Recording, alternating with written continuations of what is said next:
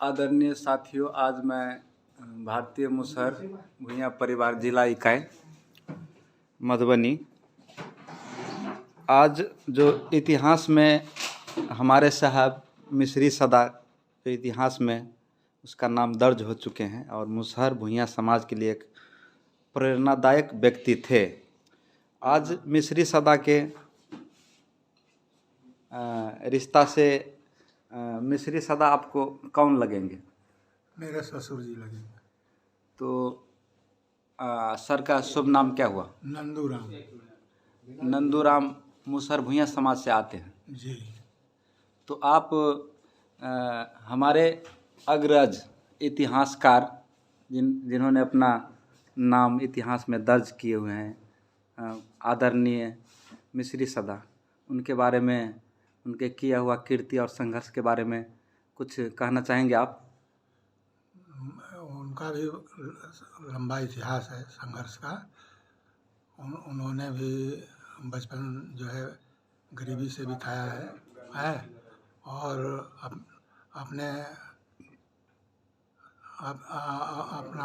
अपने समय में उन्होंने काफ़ी मेहनत कर, संघर्ष कर अपना शिक्षा ग्रहण किया और शिक्षा ग्रहण करने के बाद उन्होंने अपने समाज के प्रति लॉयल होकर आगे बढ़ने के लिए, है ना, उन्होंने राजनीति को चुना।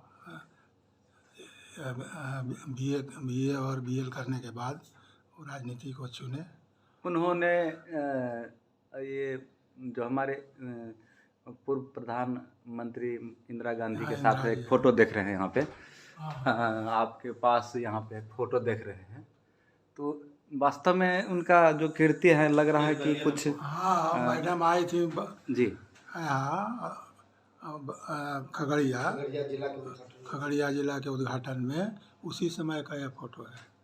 खगड़िया जिला के उद्घाटन करने आई थी इंदिरा जी, तो उसी में उद्घाटन किए हैं, उसी का है। क्या चीज़ को उद्घाटन किया है? जिला का जी बना होगा जिला।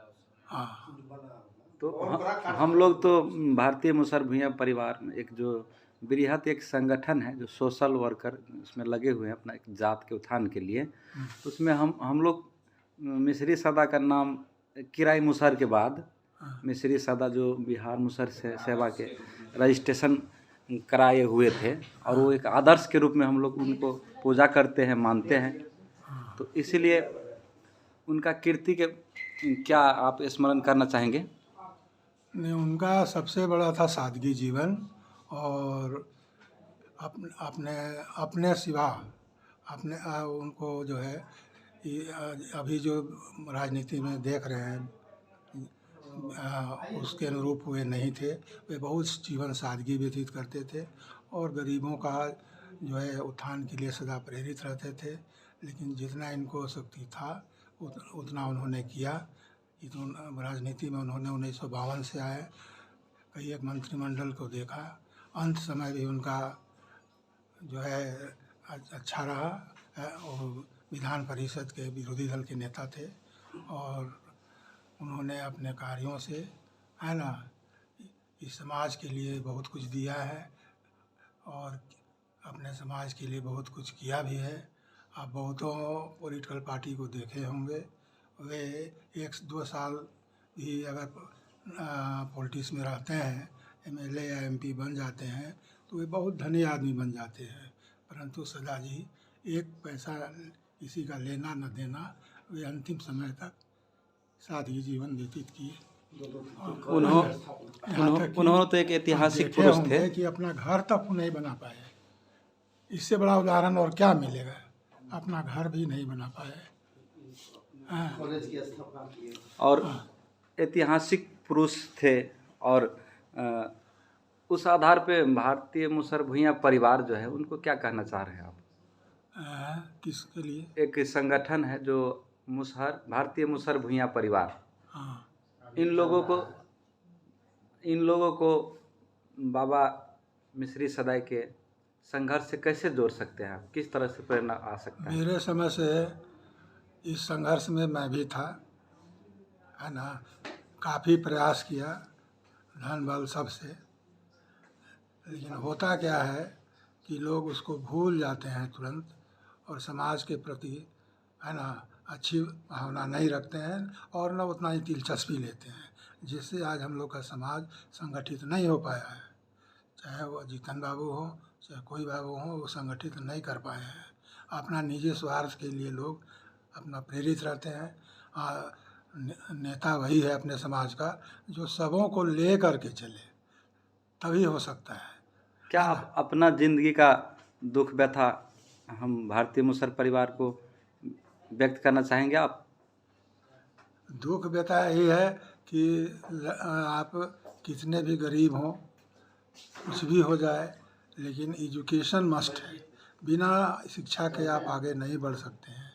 एजुकेशन रहेगा, शिक्षा रहेगा, तो आप ये संघर्ष को झेल सकते हैं और लड़ भी सकते हैं, क्योंकि उसको ज्ञान होना चाहिए लड़ने का, तभी आप लड़ सकते हैं। और इस संघर्ष भरे समाज में आपको ऐसे रहिएगा तो आप नहीं लड़ पाइएगा। उसके लिए आपको संघर्ष करना पड़ेगा, अपने बच्चों को पढ़ाना पड़ेगा, सब काम छोड़ करके। जैसे मैं अब बिना पैसा का पढ़ा है गरीबी में, वैसे आप लोग भी अपने बच्चों को पढ़ाइए, चाहे जितना कष्ट हो आपको, है ना, तभी आपका समाज आगे बढ़ेगा। पहला पॉइंट है ना। शराब की पॉइंट तो मैं नहीं कहूँगा, इसलिए शराब की पॉइंट में भी है कि आदमी को, हम लोगों को गरीब है तो हम लोग को शराब उतना नहीं पीना चाहिए, और हम लोगों को चाहिए कि अपने घर को संवारे। शराब जो है हम लोगों को नशा में ढकेल देता है, और अपना परिवार को भी हम लोग ठीक से नहीं देख पाते हैं, ना बच्चों को देख पाते हैं। इसलिए मेरा समाज के लोगों से सुझाव होगा कि वे शराब न पिएं, शराब के परित्याग कर जो पैसा बचता है उससे अपने बच्चों को पढ़ावें। यह उनकी सबसे बड़ी उपलब्धि होगी, हाँ, तभी हमारा समाज आगे बढ़ेगा। जी, मैं चाहूँगा कि भारतीय मुसहर परिवार के कुछ लोग सब आए हैं, मैं अभी आपके प्रस्तुत करना चाहता हूँ कि उन लोगों के लिए आप क्या, जैसे कि हम भी हैं विनोद क्रांति के साथ साथ, आपके बीच है इंजीनियर राहुल सदा, जिन्होंने पूरा भारत के मुसहर का एकता के लिए आज ही मीटिंग का मतलब संपन्न करके आए हैं। दूसरा आ गए आप कामेश्वर सदा, शिक्षक जी हैं, बहुत बुद्धिजीवी हैं। उन्होंने ये भारतीय मुसहर भूइयाँ परिवार के जिला अध्यक्ष के रूप में हैं, और कामेश्वर मधुबनी। दूसरा है लालदेव सदाई, जो एक कवि और संघर्षशील शिक्षक के रूप में है। और तीसरा भी हमारे रमेश सदा। इनके बारे में आपके उपदेश किस तरह से, कैसे उपदेश देना चाहते हैं आप, जो हम लोग संघर्ष के राह को आगे बढ़ा सकें? किस पॉइंट में कहना चाहते हैं? हम लोग का आप उपदेश क्या देना चाहते हैं? आपका सवाल क्या है? मेरा है कि आप हम लोग को कैसे उपदेश दीजिए ताकि हम लोग अच्छा से, आपका उपदेश या संदेश बोला जाए, मार्गदर्शन क्या है? नहीं, मेरा पहला उपदेश होगा कि आप लोग जो संगठन के लिए आज करके आए हैं, सभा या जो भी किए हों, है ना, उस संगठन में जो है करने के लिए आपको संगठन का योगदान तो देना ही चाहिए, उसमें संगठन को आगे चलाने के लिए, है ना। क्योंकि कोई भी संगठन बिना पैसा का नहीं चलता है, लेकिन वही दे सकता है जो जिसको दिलचस्पी हो कार्य करने की। जी, इसमें आप लोग जो है 4 आदमी है, 5 आदमी है, 5 आदमी भी मिलकर आप अपने भाइयों को, अपने मुसहर भाइयों को, भूइयाँ भाइयों को संगठित कर सकते हैं। आप लोग एक एक गांव में जा कर के वहाँ के लोगों को बताना पड़ेगा कि आप मेरे समाज के आदमी हैं, आप अपने बच्चों को पढ़ाइए और शराब से दूर रहिए, है ना। जो भी पैसा आप कमाते हैं और बच्चों के लिए, अपने लिए, उसमें से कुछ अंश निकाल करके बच्चों को पढ़ावें, तभी आप आगे बढ़ सकते हैं। अगर आपके जाने से उस गांव में अगर 1000 आदमी का पॉपुलेशन है, अगर 5 आदमी को भी आप रेडी कर देते हैं शिक्षा में, तो समझिए कि उस गांव का बहुत बहुत बड़ा उपलब्धि है। फिर वो पांचों भी आगे चल के बढ़ाएंगे लोगों को, है ना। पहला पॉइंट तो मेरा ये है। जी अब 4 ही आदमी हैं, इसीलिए कह रहे हैं कि आप चारों आदमी अगर एक जगह जा कर के और संगठित होकर के वहाँ के मुसर भाइयों को या भूइयाँ भाइयों को या जो भी है वे कुचले भाइयों को अगर यह बात आप कहेंगे कि आप अपने बच्चों को पढ़ाइए और उन लोग में अभी रुचि लाइएगा कि पढ़ने से क्या होता है, पढ़ने से आदमी का दिमाग जो है खुलता है बच्चों का, और वे भी ये जो वर्तमान परिवेश है आधुनिक युग उससे वे भी वाकिफ़ होंगे। मोबाइल का युग है ना, मोबाइल में भी सारी चीज़ें उपलब्ध है ना, गूगल में सारी चीज़ें उपलब्ध है, उससे वो भी वाकिफ़ होंगे और देश के प्रति सोचेंगे, समाज के प्रति सोचेंगे, आप लोग के प्रति सोचेंगे। इससे धीरे धीरे करते हुए आप 4 को बढ़ाए, 4 आदमी अगर शिक्षित हुआ, वो 4 आदमी 8 आदमी को शिक्षित करेगा, फिर अगला आदमी 8 आदमी को शिक्षित करेगा। तो इस तरह से समाज जागरूक हो जाएगा, और जागरूक हो जाएगा तो लोग पढ़ने पर ध्यान देंगे, दारू नहीं पिएंगे, बच्चों को पढ़ाएंगे, तो हमारा समाज विकसित होगा। अगर विकसित होगा तभी उसमें से कोई नेता की उत्पत्ति होगी जो शासन प्रशासन में जा कर के अपने समाज के भाइयों को विकास के लिए सोचे। ऐसे लोग 1-2 आदमी नेता ज़रूर है, लेकिन उससे संभव नहीं हो पा रहा है।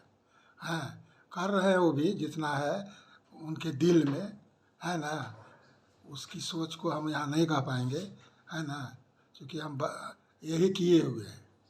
जिस समाज सुधार की बात कह रहे हैं वो हम करके थक गए हैं और कहीं ना कहीं अड़ंगा लग करके फिर वो टूट जाता है, और टूट जाने के बाद बिखर जाता है। इसलिए आप लोगों से मेरा अनुरोध है कि आप अकेला मत मानिए, आप एक हैं या 4 हैं, 4 मिल के भी आप समाज को बदल सकते हैं, है ना। सुने हैं आप लेखक भी हैं, राइटर भी हैं, तो हमारे जो अग्रज दस्ता है जो हमारे लिए बहुत कुछ कर सकते हैं, तो जो अग्रज दस्ता जो हमारे मुसर भुइयाँ का जो, उसके लिए आप अपना लेखन जो है उसमें क्या संदेश देना चाह रहे हैं? लेखन तो अभी हम किए नहीं हैं, है ना।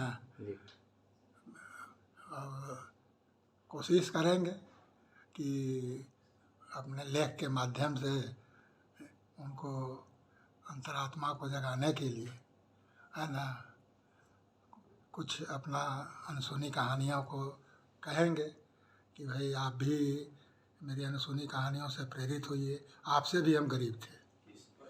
वर्तमान स्थिति में जितने मुसर भाई हैं अभी भी वो हमसे धनी होंगे, जिस पीरियड में हम पढ़े हैं हमसे धनी होंगे। जितने मुसर अभी समाज में है हमसे धनी होंगे, जिस पीरियड में हम 10 साल तक संघर्ष किए हैं। तो उससे लगता है कि हमारे मुसर भाई वर्तमान में हमसे धनी थे और वे हमसे अच्छे ढंग से बच्चों को पढ़ा सकते हैं। जी जी, आप अपना किस पद से रिटायर किए हैं, कि अपना जो पद थे? वो विकास आयुक्त से रिटायर किए हैं, गोड्डा झारखंड से। जी, और लास्ट मैसेज यही है हाँ, कि अपना समाज के लिए लास्ट मैसेज क्या देना चाह रहे हैं? लास्ट यही है कि लोग कुछ समाज में अच्छे लोग, अच्छे मुसर भाई भूइयाँ भाई आगे बढ़ें और लोगों को गांव-गांव में जाके उपदेश दें, जिससे हमारे मुसर भाई पढ़ सकें और अपने बच्चों को पढ़ा सकें, और जिससे कि उनका जीवन स्तर आगे बढ़े। हाँ, लेकिन जिस स्थिति में रहेंगे उस स्थिति में आगे बढ़ने की संभावना मुझे नहीं दिखती है। अगर पढ़ेंगे नहीं तो बढ़ेंगे नहीं, इसलिए पढ़ाई ज़रूरी है, शिक्षा ज़रूरी है। मेरा अनुरोध होगा सभी भाइयों से कि अपने बच्चों को पढ़ावें और अपने समाज को उन्नति की राह पर ले जाएं, तभी हम लोगों को खुशी होगी। जी, बहुत बहुत धन्यवाद। ठीक है, आपको भी धन्यवाद।